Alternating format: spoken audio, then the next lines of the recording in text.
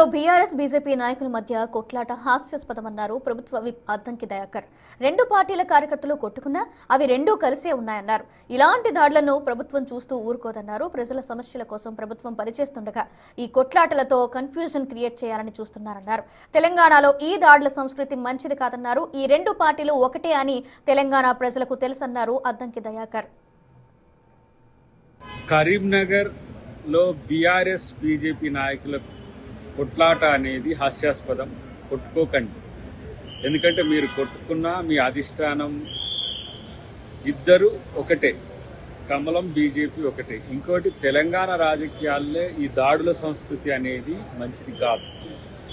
రాజకీయాల్లో ప్రజాస్వామ్యయుతంగా వ్యవహరించడం, ప్రజాస్వామ్యయుతంగా మాట్లాడుకోవడం అనేది ఉండాలి తప్పితే ఇలాంటిది దాడులు అనేది అప్రజాస్వామికం. దీన్ని ప్రభుత్వం కూడా సహించదు. అన్నిటికంటే ముఖ్యంగా ఎందుకు పనికిరాని కొట్లాట, పనిలేని కొట్లాట. ఇది తెలంగాణ రాజకీయాలని హీటెక్కించడానికి, మీరేదో వేరువేరని చెప్పుకోవడానికి ఉపయోగపడే కొట్లాట తప్పితే దీంతో లాభం లేదు.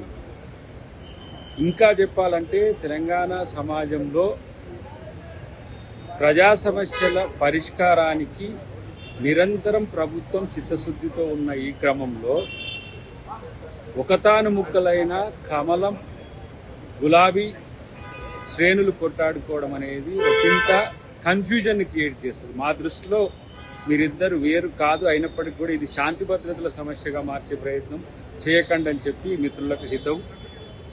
ఎంతైనా అందరూ ప్రజల కోసం పోరాడే వాళ్ళే తప్పితే ప్రజల కోసం కొట్టాడుకోవాల్సిన అవసరం లేదు.